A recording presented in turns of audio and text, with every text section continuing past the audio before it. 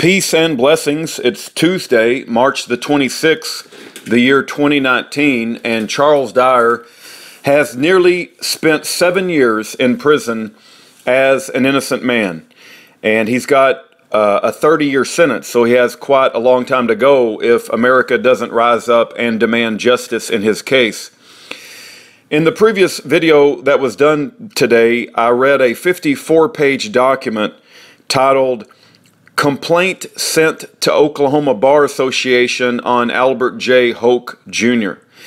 In that particular 54-page document, it is very clear that Albert J. Hoch did not present critical computer evidence which would have substantiated Charles Dyer's narrative that Valerie Dyer coached the daughter to testify against her father.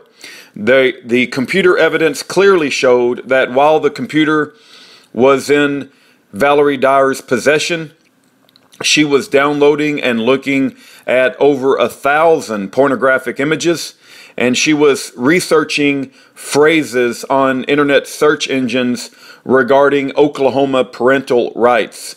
She also sent messages to Amanda Monsalve, who was Charles Dyer's girlfriend at the time, and they were not messages of shock that her daughter had been molested. They were messages of vengeance and vindictiveness about how she was going to get Charles and maintain her parental rights in the middle of a vicious custody battle.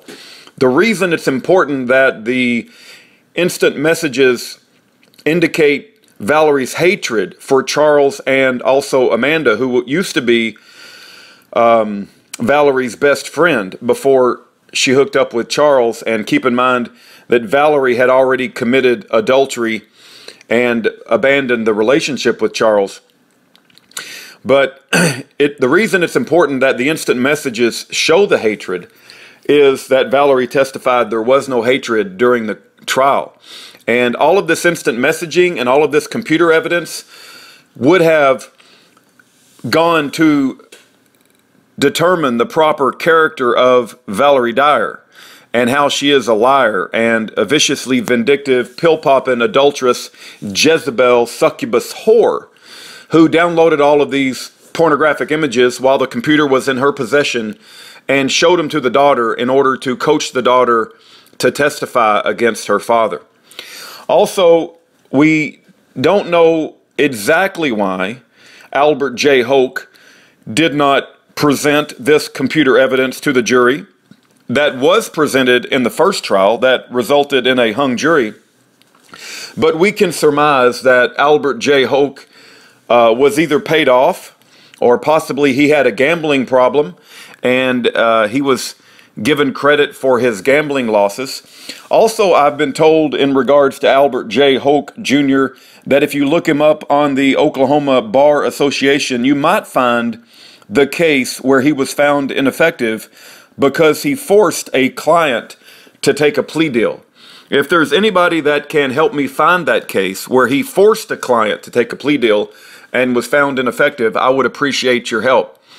So we don't have for sure evidence that he was paid off, but we can surmise why in the world would he not present this critical computer evidence that was used in the first trial, but why would he not use it in the third trial? Something is terribly wrong. Either he is incredibly lazy, incompetent, or he was paid off. The computer evidence is absolutely critical to disparaging the credibility of Valerie because it proves that she's a liar. It proves that she has hatred for Amanda and Charles. It proves that she was searching terms for Oklahoma parental rights. And it proves that she was downloading pornographic images. And it should be stated that when the young daughter said things like on the stand, "I don't know the rest of the story," why would a daughter say that about an actual event that took place? And all of the colors of the pillowcases and the bed covers matched the images in the pornographic images on the computer. None of the testimony of the child of the bedding and the couch and the bed when she described those surroundings, matched what was actually in Charles Dyer's home. Instead, it matched what she saw on the computer. So we're going to read this document. It is 7 pages. I believe it was written by Jan Dyer, and it's called The Hiring of Albert J. Hoch. And let's get started. The hiring of Albert J. Hoch, Jr. Mr. Hoch and I met at Burger King in Duncan, Oklahoma at 7 p.m. He said he was going to be in Chickasha and would run down and we could visit and discuss the case. We discussed the particulars of the case and the fact that the charges had been bifurcated. I told him that Mr. Hammond said he would give the evidence box to him whenever he wished and that he would help him with any information he needed. Mr. Hoch said that would be good. He asked me about the militia, and I told him it had nothing to do with the case and that it was not to be brought up during trial. He said that he was very interested in the case. He said nothing about being too busy or having too many cases to do justice to this one. I paid him half the retainer at that time, and he said not to worry, he would handle everything. He told me that he had the expert witnesses that we needed and had an investigator that owed him a favor so that could be done without any additional charge. He never contacted any of the witnesses that I was ever told about, nor did he ever say anything about the investigator even when I asked. He always answered that he had it handled. During the trial preparation, he contacted us frequently for the first month or so, then was a little more difficult to get in contact with. He became a little more aloof about the case and the particulars that needed to be taken care of. I had to find out myself when the hearings, etc., would be, as he nor his office never notified me, and he knew I wished to be there for each one, as I was the only person who would be attending. We have no other family close, and there were no others that would be there. Several people started saying things on the internet about having a lot of people here for the trial, and I said to please not do that. I asked that they pray for us and that the justice system would be allowed to work as it should. During the preliminary hearing, there were only family members and Charles's girlfriend in attendance. The first trial held in April of 2011, there were only family members here. The second trial, the first that Mr. Hoch was involved with, there were several friends here and with the family and Charles's girlfriend, and there were no incidents that took place. The third trial, the second that Mr. Hoch was involved in, there was only one friend here with the family and Charles's girlfriend and no incidents. The family requested appropriate dress and behavior, and there was no person during any of the trials that wore armbands or anything designating them as anything other than a concerned citizen and friend. There were threats made to Charles's welfare by several people, and I was told by Mr. Hoch at the January 2012 trial that he had received a threat but had talked to the person that made it, and they had an understanding and there was no problem. That is the only threat he ever mentioned. I asked him if there had been any other threats to anyone, and he told me no. We provided many things for Mr. Hoch to use that were very applicable to the case, to include the expert witness for the computer that had been used in the first trial. He said he appreciated it and would use it but never did. We were all extremely shocked when he rested without doing anything about the evidence that had been presented in the first case that ended in a mistrial hung jury. When asked what approach he was going to use for the case, he said he had it covered and not to worry about it, and was very reluctant. We sent him the concerns in writing that we had with the things done in the other trial, and he said he had researched the entire case but was unable to discuss the things that we asked about on various occasions. On 2 occasions prior to the first trial, he called and said to let Charles know he would be here on a specific day, did not show up, and then would say that he got busy on one time and had to fix the fences around his pool, which had been damaged by the storm, on another. I understand that things come up at the last minute, but expected a phone call when he said he would do something and then was not going to do it. I brought things to him that he requested, when and where he requested, even when I had to get coverage for work. I never refused anything he asked, but Mr. Hoch did not return the courtesy. When speaking with Mr. Hammond after Mr. Hoch had taken the case, I was told that Mr. Hammond had made a notebook of information and tried to give it to him at a bar association meeting, but Mr. Hoch said he didn't need it and he did not take it. Later, after the conviction trial, while Charles was working on his appeal, a secretary and I were looking for a motion in the box that Mr. Hammond still had, and I saw the notebook, so I am aware that it was made up and was tabbed. He told me one thing and did another. He would have an investigator, but did not. He would provide an expert witness for the computer, probably the one we had used in the first trial, and that person was available and surprised he was not called. An expert witness on the child's video, but never did. He never said he was too busy for the case, or I would have looked for someone else. I was impressed with his promises, but very disappointed in the presentation that took place. He said the trial would possibly last 2 weeks and would be at least 1.5. The trial lasted 3.5 days before resting. When I asked why he didn't use the information and expert witnesses, he said he didn't think he needed any. After Charles was given the indigent ruling, Mr. Hoch told me he would work with the new attorney. Later, after Mr. Jackson was appointed, Mr. Hoch told me he knew Mr. Jackson well and would be sure he had all the evidence and information he needed and would help in any way he could. Then he withheld the evidence box until the day after the first due date of the appellate brief, and when it was relinquished, did not have all the evidence in it. Mr. Hoch says that I asked for the cloned hard drive of Valerie Dyer. I asked him if the FBI had ever found the external hard drive of Charles that we had been trying to locate. I am not a computer knowledgeable person. I do work on the computer, but only know the software I have to use for work, medical transcription, and am certainly not familiar with hardware. I did not realize what he handed me when he said, "They say this is all they have." Even if I had asked for it, he should never have done anything but tell me he could not do, and that because it was evidence and could not leave the evidence box. I am aware of what happens when the chain of evidence is broken and would certainly never have asked anyone, especially regarding evidence in my son's case, be removed and the chain of evidence broken. I knew what the importance of that was. I will follow the paragraph numbers on Mr. Hoch's answer to the charges which I have information about. 2.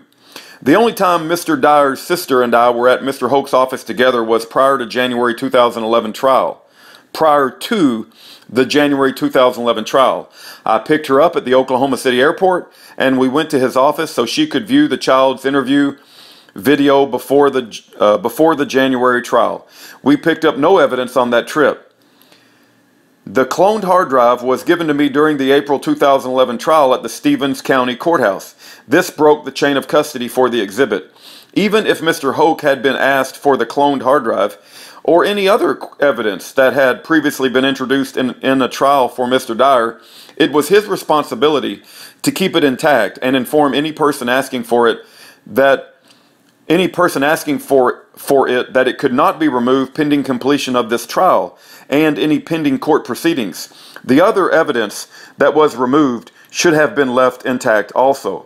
At the end of the trial, ending in a conviction, Mr. Hoch is the one that filed for the appeal. He was aware that the evidence was going to be needed for further litigation and was responsible for maintaining the integrity and chain of custody of the evidence contained in the evidence box. He is the one that withheld the evidence and did not present it to the OIDS in a timely manner.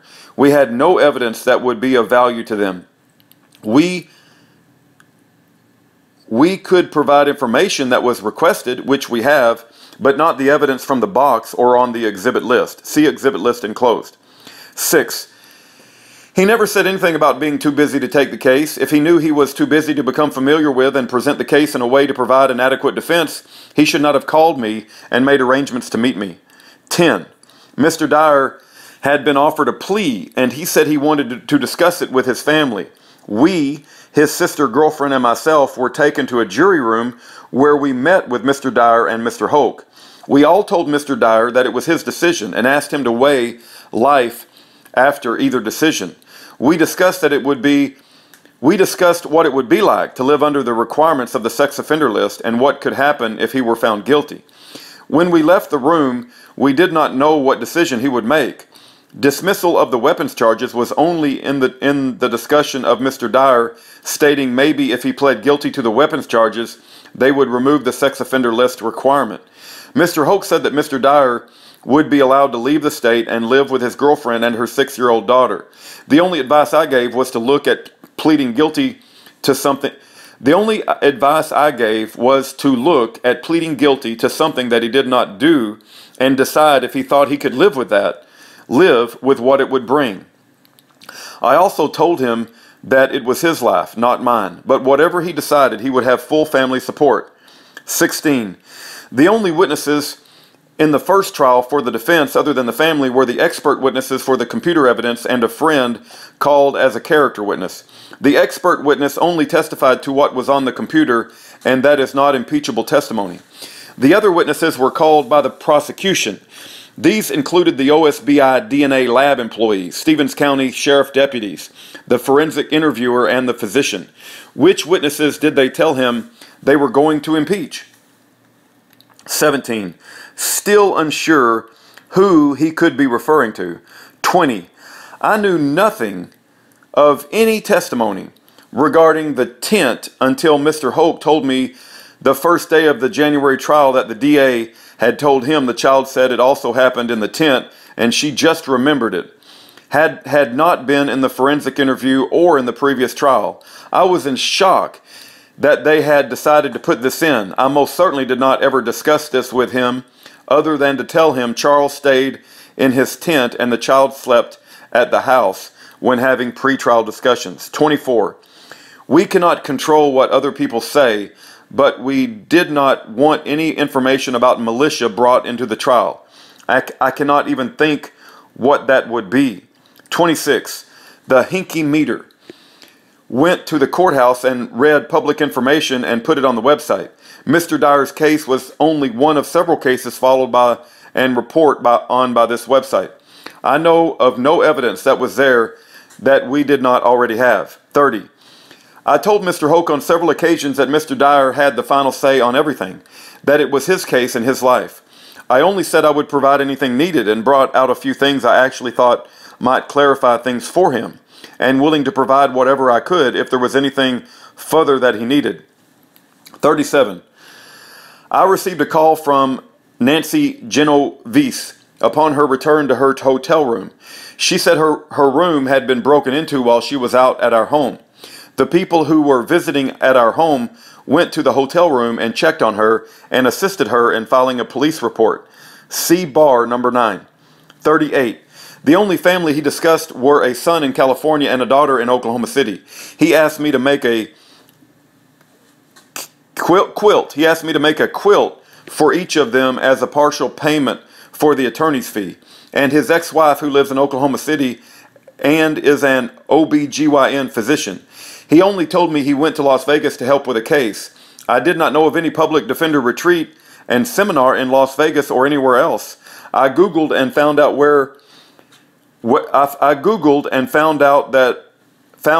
that there had been one in Las Vegas April the 23rd through the 25th, 2010, and April the 1st through the 3rd of 2011. He most certainly did not give me any kind of schedule when I hired him. 39. This is the most information about the polygraph I have received from Mr. Hoch. I called his office a few weeks after he told me he would call and let me know something about it to see if he may have left the information for me with his office manager, Larry. The answer I got was that he had no information and was told, look, your son has been convicted. You need to accept the fact that he is guilty. Get over it, get on with your life, and don't call here anymore. I have not called back after that. 40 through 41. I did not divulge any information about our oldest son. I received a phone call from Rick Light about a call he received from Ken Western, FBI agent from Oklahoma City. Mr. Light did not even know our oldest son's name until this call. The bar complaint is on file and can be researched. I did send a letter to the Office of Professional Responsibility after Agent Western did not answer my phone calls. I was told that if there was a complaint about something, an FBI agent did this was the agency to contact? I have never received a reply. Agent Western has told both my daughter and me that he has nothing to do with the molestation case, so I don't understand why he is continuing to be involved. In addition, Mr. Hoch had apparently not provided the court with an exhibit list prior to the January trial. The judge gave him 10 minutes to provide it. He wanted to call a witness who he had not proved the reason for. See enclosed partial transcripts of January trial. Jan Dyer. Oklahoma Bar Association. I'm moving on to some other things here. We're on page 6. Areas of agreement, disagreement of answers to complain on Albert Hoch, Jr.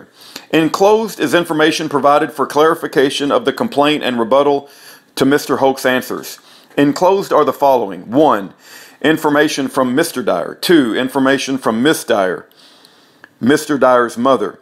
3. Information from Amy, Mr. Dyer's sister. 4. Exhibits as follows, listed to reflect paragraph relevance. 2. Oklahoma State Bureau of Investigation's Computer Forensic Report. 5A.